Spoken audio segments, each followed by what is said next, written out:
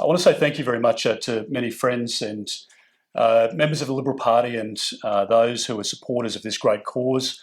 Many of you I've known for a long period of time. You've been very supportive of me during the course of my career, and I want to say thank you very much for that. I'm deeply honoured to be in the position as leader of the Liberal Party, and we have a very tight and united team at the moment, which is an important platform to allow us to engage in public debates and contribute to the contemporary discussions, and that we intend to do with significant force and living with the traditions and honouring the traditions of our founder and leaders before my time coming into this office. I want to say thank you very much to Georgina for your input, for the way in which you've contributed, and as I say, it would be wonderful to see you into the Parliament at some stage soon. To the justices here today, in particular to His Honour Justice James Edelman, I conveyed to His Honour earlier there was quite a discussion about somebody of his age when we had a discussion around the Cabinet table during the time of his appointment by the Cabinet, and his accomplishments from a young age are quite remarkable, and it's a great honour, I think, for our country to have somebody with your distinguished background and the way in which you've conducted yourself on the court during your time there. Of course, Ian Callanan, who is here, Ian was somewhere, is not often this discreet, but he is here. Again, a national treasure and somebody for whom we have the utmost respect. To Justice Thomas Bradley, thank you very much, Your Honour, for being here as well. Justice Sarah Derrington, and to my former parliamentary colleague Gary Hargrave, his amazing wife Lorraine, and to many other distinguished guests here, including the former Senator for Queensland, the Honourable Amanda Stoker, soon to be Senator again, I hope, in the not too distant future. Will certainly join our Parliament. Well, ladies and gentlemen, thank you very much to King and Wood Mallisons for hosting us today. I'm very grateful. It's only 3 floors down from where my office is, and as luck would have it, I travelled from my electorate this morning, not the 3 floors down. So it was very nice when not all corporate partners are willing to be associated with particular causes. This, of course, is a non-partisan organisation, but nonetheless, we're very grateful for you hosting us here today. It's certainly a great honour. In fact, it's a threefold honour to be asked to launch the Young Menzies Success Value Resilience from 1894 to 1942. Firstly, because it's a privilege to pay homage to our party's founding father and one of Australia's finest Prime Ministers. Secondly, it's a great honour because this is the inaugural publication for the Robert Menzies Institute. And thirdly, because it's such a gripping read. Now, many people have helped bring this book to fruition, from the Robert Menzies Institute, from the University of Melbourne and the Melbourne University Press, the Menzies Research Centre, but so much more can be contributed through these organisations, and we intend to provide whatever support we can, because the publications are important to properly record the history of our country. But of course, there's significant recognition that is owed to Zachary Gorman and the CEO of for the Robert Menzies Institute, Georgina Downer, as I mentioned before, each of the contributing authors, and I want to return back to them shortly. The Young Menzies is, of course, the first of 4 publications, and as Gorman notes in his introduction, Menzies has been written about extensively in general histories, in biographies, and of course in commentaries. But this 4-volume series, I think, strives to be somewhat different in its ambition to examine all aspects of Menzies' life, of his character, of influences, and his legacy, in offering a broad range of perspectives from a vast number of authors, be they Menzies admirers, neutral observers, or indeed critics. And its intention, of course, is to revisit old assumptions and unearth new perspectives. If these are the objectives, and of course they are, of this 4-volume series, then readers of the Young Menzies will walk away very satisfied, and of course eagerly awaiting volumes 2, 3 and 4. Now, the real triumph, I think, in this first volume is that it gives the reader a sense of what made the young Menzies tick in his childhood, certainly in his youth, and in his early public life, but obviously during his first stint as Prime Minister. Each of the chapters is self-contained with a core theme, but the book flows coherently and chronologically. And the brilliance of young Menzies is that it will appeal to those who have studied Menzies deeply and those wanting to discover the man for the first time. David Kemp's first chapter is a wonderful entree to whet our appetite. His central thesis is that much of the existing commentary and historiography on Menzies has given remarkably little weight to assessing the content of Menzies' ideas.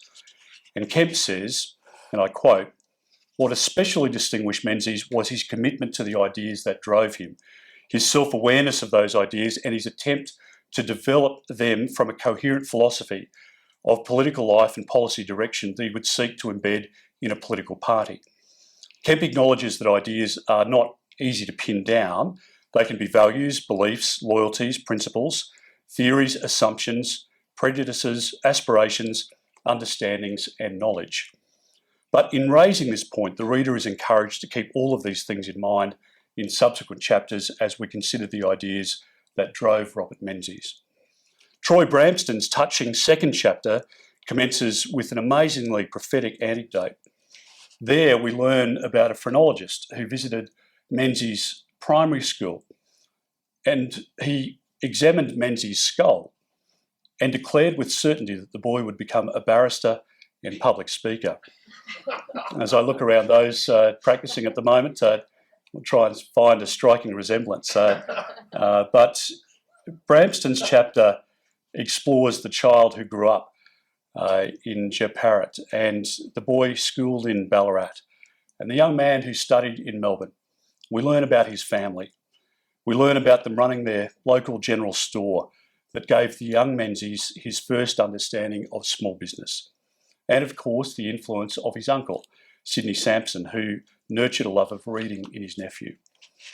At just 10 years of age, Menzies was already known as a soapbox orator. What might come as a shock to many students today, including my son who's in year 12 now, is that Menzies would study for 6 hours every night with only Sunday off. Bramston acknowledges the extraordinary story of Menzies, a boy born in the back of the family's general store in a small country town, and how he could go on to become Australia's Prime Minister. James Edelman and Angela Kitticoon delve into Menzies and the law in Chapter 3.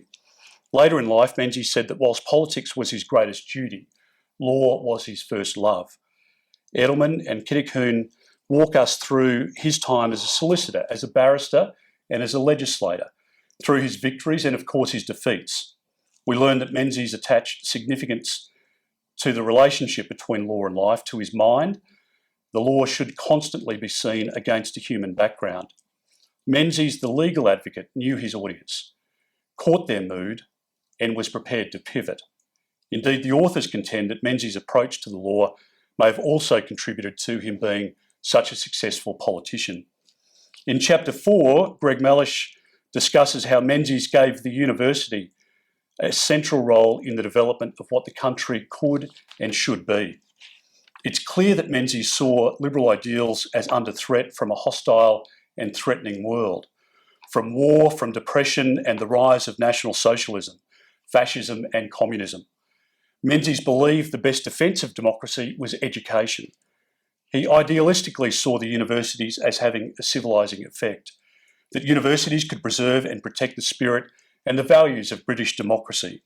It was Menzies who moved the universities from the periphery of Australian society to occupy a central place in the constitution of our country. As we reach the end of this chapter, there is a sense of melancholy and irony.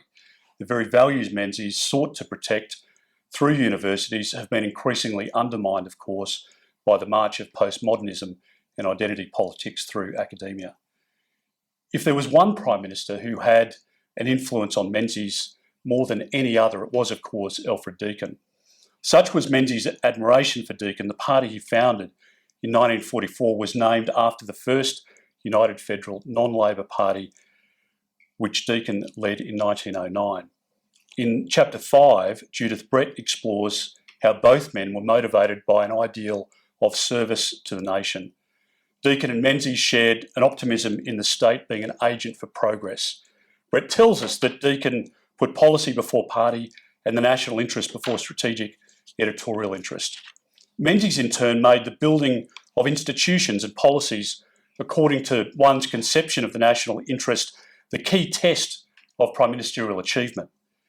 In chapter 6, David First Roberts surveys how Menzies' faith moulded his convictions and his philosophy of liberalism. Whereas Menzies' father was puritanical, Menzies' own form of Presbyterianism was much more practical. Menzies said that, and I quote, "Democracy is more than a machine, it's a spirit. It's based upon the Christian conception that there is in every human soul a spark of the divine." And as the author points out, Menzies' own particular emphasis on a selfless individualism gave his liberal creed a decidedly Christian inflection. It was the moral character and agency of individual men and women that determined the well-being of society. Undoubtedly, Menzies' early revulsion for sectarianism within the Christian faith helped to later shape his broad church liberal philosophy. Anne Henderson provides a window into Menzies' mind in peace and in war. Chapter 7 seeks to put Menzies' critics to rest on two fronts. Menzies didn't seek to appease Nazi Germany, as some have argued, and Menzies strengthened Australia's preparedness for war rather than leaving the heavy lifting to Curtin, as others have suggested. Echoing Brampston's observations, Henderson discusses how Menzies' opponents labelled him a coward for not enlisting to fight in the First World War. As we know, Menzies' elder brothers enlisted, but Menzies' parents insisted that he stay at home to care for the family. And to make amends, in his own mind, Menzies pursued a career in politics. He saw it as a form of public service and as an alternative way of serving his country in uniform. Following on from Henderson, Frank Bongiorno looks at the relationship between Menzies and Curtin in chapter 8, and we get a real sense of their cordial and courteous relations. Both men didn't fight in the First World War and had to contend with that shadow. Both men had to deal with turbulence in their own parties as wartime prime ministers. And both were willing to put aside party goals in the national interests. However, on the issue of forming a national government, Bongiorno implies that Menzies was perhaps naively optimistic, whereas Curtin was much more realistic about the split it would have caused in Labor. If there's one peculiarity in this book about Menzies, it's that Bongiorno's chapter makes Curtin take centre stage. But obviously, knowing Bongiorno as we do, and with all due respect to the author, he does have strongly held Labor views. As you know, I have strongly held Liberal views, to put my objectivity into scope. Now, Scott Prasser has penned chapter 9, and I also want to acknowledge the contribution of the late Graham Starr. This chapter examines why Menzies was such a successful Prime Minister during his second stint in the top job, notwithstanding Menzies' many brilliant attributes which contributed to his political meteoric rise. The man had flaws. It's a relief to all of us to hear that. But Prasser notes that in Menzies' first term, he could be aloof, arrogant, and indeed impatient. But Menzies learnt from that lamentable experience and subsequent fall from grace. He modified his less desirable traits, he became more resilient, and most importantly, Menzies never ever stopped learning. He showed an ability to keep on learning throughout his long second term from his successes and indeed his shortfalls, and to adapt to the circumstances of the time.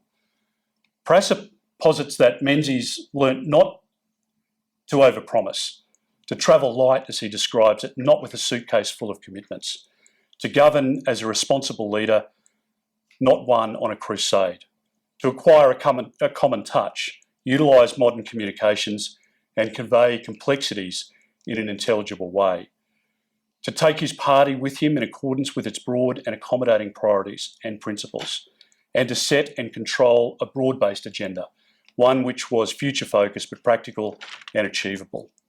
If Menzies showed an ability to change, it would be his words which would change a nation.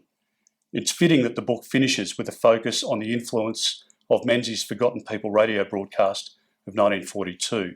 And as Nick Cater acknowledges, and I quote, "The principles of individualism that formed the background of that speech were to profoundly influence the philosophy of the Liberal Party of Australia that would be established 2 years later and sets the terms of the broader post-war political agenda." Cater says that the emphasis of the Forgotten People was moral rather than economic, and he's right. that it was a set of principles, not a fixed ideology, that its application was commonsensical, not dogmatic. And as Cater contends, Menzies' liberal philosophy made the case that individualism was more effective than collectivism. No more so than empowering the middle class, particularly through the democratisation of home ownership. Indeed, the social, economic and moral value of home ownership is not lost on our party today. Ladies and gentlemen, I commend this engaging piece of scholarship. I want to congratulate all involved in the young Menzies, and I hope that you purchase a few copies today, although Georgina was pointing out before that it's a limited supply and it's been sold out, so there are 30 copies here today being held, and the highest bidder will be enjoying the afternoon with a good read. But Geoffrey Blaney generously wrote the foreword to this book. National treasure that he is, he summed it up perfectly. It's a book which, in his own words, tells us much not only about Menzies, but also about the way of life in the nation he did so much to shape. I'm absolutely thrilled to officially launch the Young Menzies today. I acknowledge and thank all of those that have contributed to the success, and I look forward very much to the future works ahead. Thank you so much.